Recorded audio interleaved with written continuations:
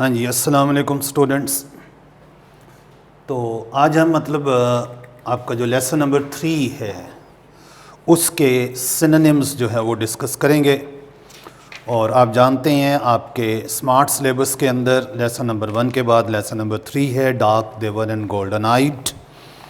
और इसके सिनोनिम्स अभी हम डिस्कस करेंगे। तो ये है it's lid gave a bulging pop. लफ्ज है bulging pop.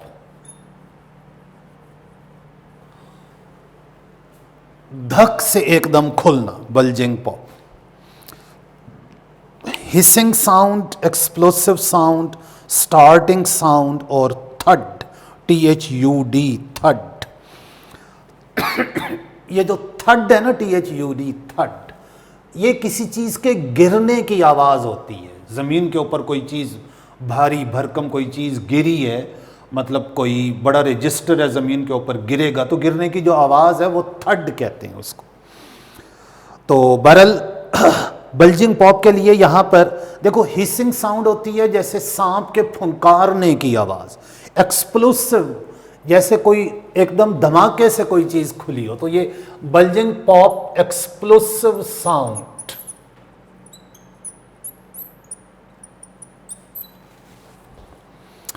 The wind blew as if to flake away their identities. Flake away, उड़ा डालना। फ्लेक अवे का मतलब उड़ा डालना। तो melt away, destroy, recognise, remind. तो रिमाइंड का मतलब तो होता है बेटा याद कराना। रिकॉग्नाइज का मतलब होता है पहचान लेना, तस्लीम कर लेना। डिस्ट्रॉय, तबाह कर देना। मेल्ट अवे, पिघल जाना। पिघलाना नहीं होता, पिघल जाना, मेल्ट अवे। तो ये फ्लेक अवे के लिए डिस्ट्रॉय का लफ्ज जो है ना, ये ठीक है, तबाह कर देना। कि हवा यूं चल रही थी गोया उनकी शनाख्त को ही उड़ा डालेगी, तबाह कर डालेगी। He felt submerged in a chemical that could dissolve his intellect. लफ्ज है बेटा submerged. He felt submerged in a chemical. उसे लगा कि वो किसी कीमियाई मुरक्कब के अंदर घुलता सा जा रहा है। Submerged, किसी कीमियाई मुरक्कब के अंदर घुलता सा जा रहा है।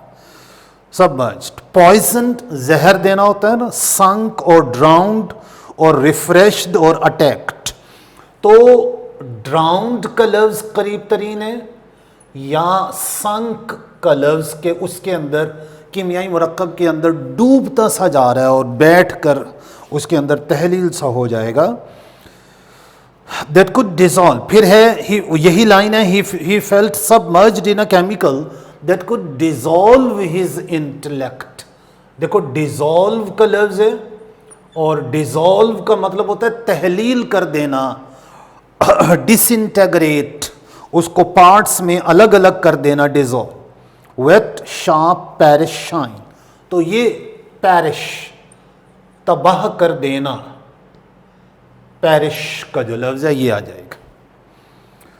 और his wife asked him to chin up.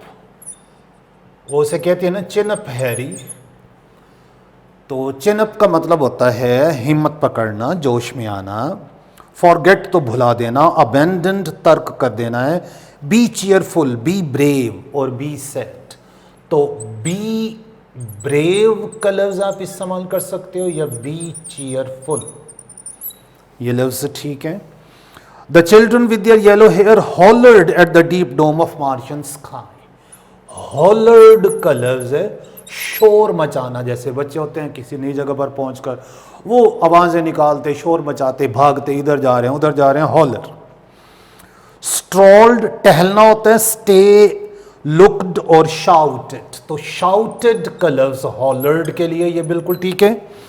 और फिर देखें, it lay with Mr Bittering and Mrs Bittering, a third unbidden partner. Unbidden partner, बिन बुलाया मेहमान, बिन बुलाया साथी, जिसे कहा ही नहीं गया, अनबिडन। अनइनवाइटेड, अनफ्रेंडली, अनफेयर और वांटेड। तो ये है अनइनवाइटेड, अनबिडन, BID, बिड कहना, कोई काम करने को कहना, बिड। तो अनबिडन जिसको नहीं कहा गया, तो uninvited. Cora said that atom bombs would fix the earth, कि atom bomb would fix the earth. तो अब यहां पर आप देखें, फिक्स द अर्थ, जमीन को तबाह कर डालेंगे, बर्बाद कर डालेंगे। डेकोरेट, डिग, डिस्ट्रॉय, एक्सपोज, तो डिस्ट्रॉय इसके करीब तरीन लफ्ज बनेगा फिक्स द अर्थ में, फिक्स के लिए। You haven't been prowling up in those ruins, have you, prowling का लफ्ज इस्तेमाल हुआ, घूमना फिरना, आवारा गर्दी करना। स्टैंडिंग, रोमिंग, स्टेइंग, स्लीपिंग, तो रोमिंग का जो लफ्ज है ये बिल्कुल ठीक है, स्टैंडिंग नहीं, स्लीपिंग भी नहीं, और स्टेइंग भी नहीं। Laura stumbled through the settlement, stumble, STUMBLE, लड़खड़ाते हुए, डगमगाते हुए से चलना या किसी जगह में दाखिल होना। पहला ऑप्शन दिया हुआ है स्टैगर, स्टैगर का मतलब यही होता है लड़खड़ाता, लड़खड़ाते हुए कहीं दाखिल होना, और यही वैसे सही ऑप्शन है, स्टैगर्ड। और बाकी जो है शाउटेड, वॉक्ड और सेटल्ड, ये नहीं। We are stranded on this planet, stranded कैद होकर रह गए, फंस के रह गए, स्ट्रैंडेड मुक़य्यद हो गए। हैप्पी, सैड, डिजर्टेड और स्टैंडिंग, तो यहां पे डिजर्टेड का लफ्ज आ गया, करीब तरीन ऑप्शन बहरहाल ये बनता है। डिजर्ट का मतलब होता है जिसको बाकी सब छोड़ के चले गए और वो अकेला रह गया हो, डिजर्टेड उसको कहते हैं। वैसे डिजर्ट, स्ट्रैंडेड के लिए ज़्यादा बेहतर अल्फाज हो सकते हैं, मतलब ये जो गिवन ऑप्शंस हैं उनमें करीब तरीन ये है स्ट्रैंडेड के लिए जो है ना। तो कन्फाइंड का लफ्ज़ भी वैसे इस्तेमाल हो सकता है, महदूद हो जाना, और मतलब इम्प्रिजन्ड का लफ्ज़ भी इसके लिए इस्तेमाल किया जा सकता है स्ट्रैंडेड के लिए। He was drenched in the hotness of his fear, drenched, भीग जाना, कि खुद अपनी ही खौफ की गर्मी और हरारत से शराबूर सा हो गया, भीग सा गया। Dried, injured, wet, soaked, worried, तो वेट, WET, ये ठीक है। सोक्ड, SOAKED, भीग जाने के मतलब में होता है, ये ठीक है, soaked. He looked with dismay, डिसमे का मतलब होता है मायूसी, अफसुर्दगी, डिसमे। तो ट्रायम्फ फतह है, जॉय, डिसअपॉइंटमेंट और केयरफुल, तो डिसअपॉइंटमेंट, मायूसी। और एक और भी सही ऑप्शन इसका है ग्लूम, GLOOM, ग्लूम। अच्छा, फिर देखें the boards all warped out of shape, WARPED, warped मतलब जिनकी शक्ल बिगड़ सी गई हो, warped. Wasted, decorated, painted, twisted, twisted, टेढ़े मेढ़े से हो गए हो, वॉप्ड।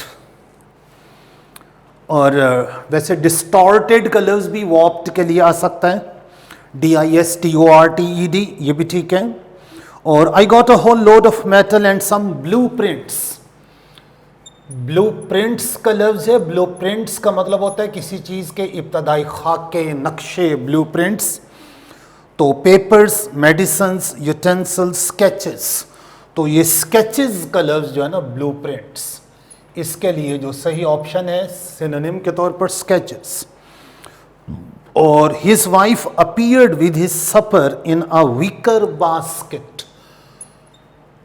विकर बास्केट, ये तिनकों की बनी हुई मेटल, प्लास्टिक, केन, रफ। तो केन, CANE, केन, ये बारीक सी छड़ी होती है, उसके मतलब उसे छील कर उससे फर्नीचर वगैरह और इस्तेमाल की चीज़ें बनाते हैं, केन। The daughter wove tapestries and the sons played songs on ancient flutes and pipes. और लफ्ज है बेटा टेपेस्ट्रीज।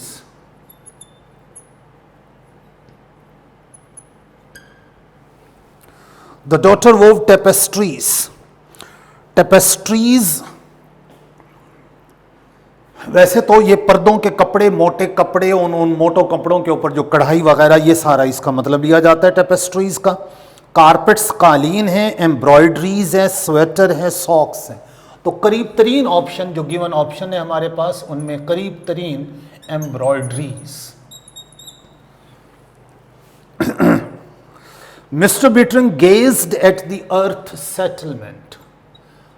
गेज्ड तकना, देखना गौर से। कंसल्टेड, मॉक्ड, स्टेयर्ड और डिमोलिश्ड। स्टेयर्ड का लफ्ज जो है ना ये इस्तेमाल करेंगे, ये स्टेयर तकना। डिमोलिश तो कोई इमारत गिरा देना हुआ करता है, demolish. She was golden and slender, SLENDER, दुबली पतली, slender smart, thin. Attractive, reddish, slim, young. तो स्लिम SLIM, स्लेंडर के लिए, slim, smart. They found a flimsy rocket frame. Flimsy कमजोर सा, पुराना सा, जो खराब सा होता जा रहा हो। फ्रेजाइल, ये फ्रेजाइल टूट फूट जाने वाला, टूट फूट का शिकार। फिजी, ये जैसे बोतल होती है ना 7 अप की, और उसमें वो बुलबुले से उभर रहे होते हैं, गैस से उभर के आते हैं, उसे कहते हैं फिजी। स्ट्रॉन्ग, डर्टी, तो ये इसके करीब तरीन फ्लिम्जी के लिए है फ्रेजाइल, कमजोर के मतलब में। और the captain established headquarters. Establish का मतलब होता है कायम कर लेना। तो इसके लिए decorated, observed, formed, captured. Formed बना लिया, FORMED। और फिर देखें, the captain established headquarters in an abandoned bar. ABANDONED, abandoned, खाली, जिसको लोग छोड़ के चले गए हों, अबेंडेंट। एक्सीलेंट, क्राउडेड, डिजर्टेड और एक्टिव। तो ये डिजर्टेड का मतलब ये यही होता है कि जिसको लोग छोड़ के चले गए हों। और will never solve these mysteries. Mysteries मतलब राज, भेद, कि जिनको हम कभी हल नहीं कर पाएंगे। Questions, ideas, secrets, problems. तो सीक्रेट्स ये लफ्ज आ जाएगा। और फिर है we are here to rescue you. ये रेस्क्यू की गाड़ी होती है ना 1122। रेस्क्यू का मतलब होता है बचाना, बचा लेना। Award, punish, save, meet. तो सेव इसके लिए करीब करीब लफ्ज है सही। और the rocket frame begin to rust, RUST, जंग लगना। Rocket frame begin to rust, rocket के फ्रेम को जंग लगना शुरू हो गया। Shine, attract, fly, rot, ROT, rot होता है गल सड़ जाना, यही करीब तरीन है। तो स्टूडेंट्स ये कुछ प्रीवियस पेपर्स में आने वाले जो है वो सिनोनिम्स की प्रैक्टिस थी, जो lesson number 3 dark, they were and golden eyed में से। इसके बाद हम नेक्स्ट जो आपके स्मार्ट सिलेबस का लेसन है उसके सिनोनिम्स डिस्कस करेंगे। तब तक के लिए अल्लाह हाफिज़।